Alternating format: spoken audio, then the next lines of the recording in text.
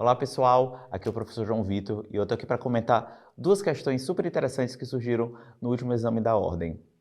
A questão 9 e 10 fala especificamente da filosofia do direito. Filosofia do direito essa, que é o embasamento de todo o ordenamento do campo jurídico. E para falar a verdade, eu gostei bastante do que foi abordado. Apesar de serem duas questões distintas, a natureza delas tem sua semelhança, sua ligação. Vamos olhar comigo? Vocês estão vendo aqui na tela a questão 9, onde a gente tem um trecho falando da peça de Antígona, de Sófocles, e é interessante porque a questão vai abordar alguns processos de mitologia, do ordenamento greco-romano, etc., e vai colocar para a gente a pergunta, de acordo com Aristóteles, que é assim, o teórico base do pensar campo jurídico, em seu livro Retórica, a base da dialética, essa peça de Sófocles pode ser usada para se entender o que seria uma lei natural. E aí já vem aí o questionamento da questão, a questão de o que seriam as leis naturais, os direitos naturais, por assim dizer, e aí ele coloca, segundo Aristóteles, para assinalar o conceito de lei natural. Pessoal, importantíssimo.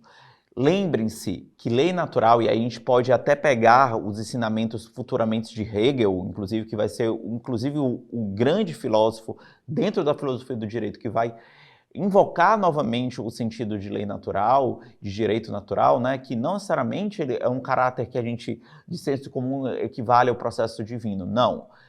É um processo, um ordenamento que emana muito de um processo íntimo do individual, que não precisa estar positivado, mas ele está exposto no viés social. Vamos comigo para ver os itens. Item A. Aquela que emana do diálogo comum entre diferentes comunidades políticas e resulta em um acordo que está acima das leis e tratados impostos pelo Estado. Equivocada esse item, porque não é baseado num processo dialético, comum, entre diferentes comunidades. Não, a lei natural não se baseia dentro dessa aresta da dialética, mas sim num processo quase imerso dentro dessa vontade indutora aí do indivíduo e da sociedade.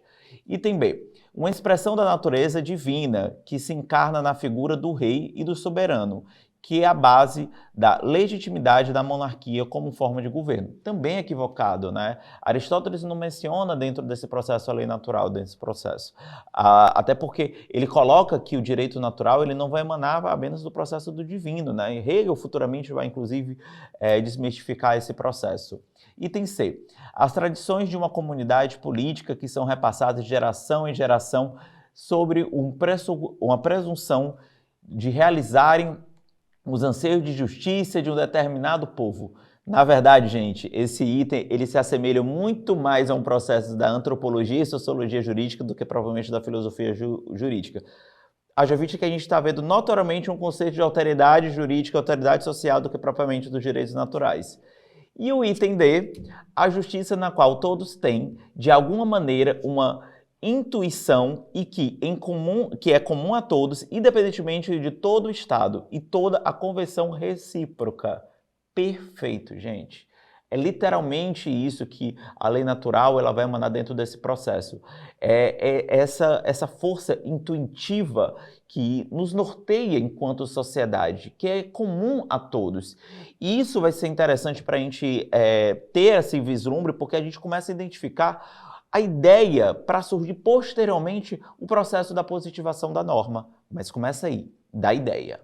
Na questão 10, que também é uma questão bem interessante, porque quase que vai ser um passo à frente do processo da constituição da norma em si, a gente é convidado a voltar até o Código Civil de Napoleão, Vamos lá, vamos ler comigo. Questão 10. O Código Civil de Napoleão, de 1804, representou um momento de grande respectividade e confiança nos poderes da lei escrita. Nesse contexto surge um importante movimento do direito chamado Escola da Exegese. Exemplo claro, talvez, de um dos momentos mais importantes do positivismo jurídico.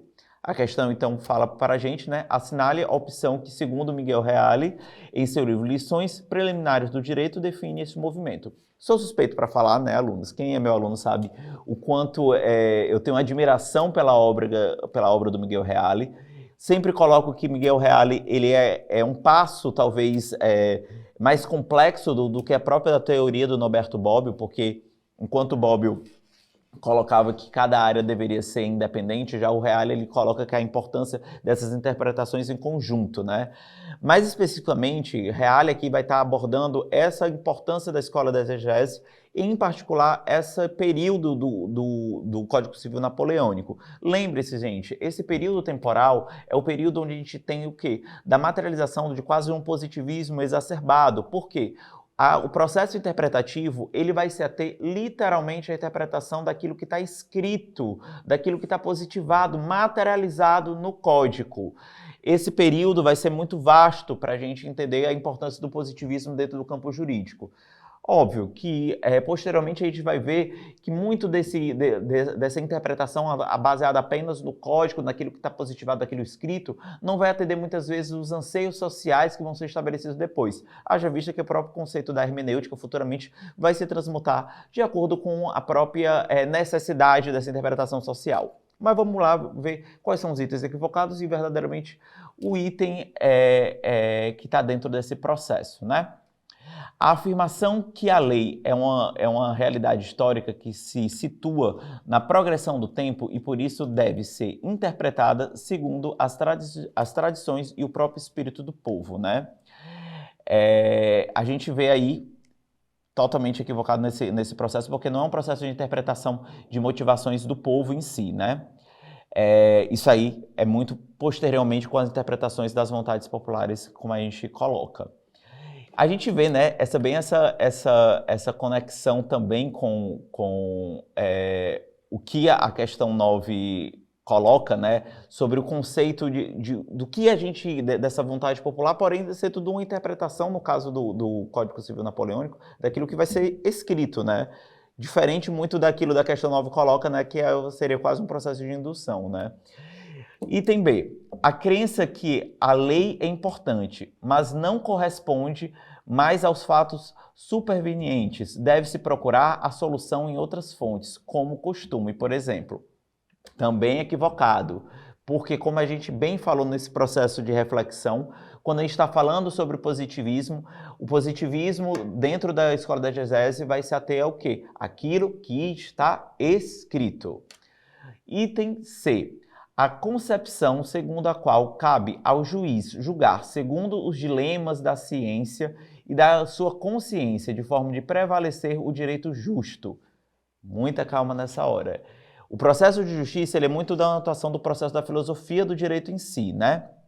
E novamente a gente se depara com o verdadeiro objetivo do positivismo jurídico aí vigente no Código Civil Napoleônico, que é justamente aquilo que está escrito. Então, equivocado também. E aí chega no item D, a sustentação de que a lei positiva e de maneira especial no Código Civil já se encontra a possibilidade de uma solução para todos os eventuais casos ou ocorrências da vida social. Perfeito, gente.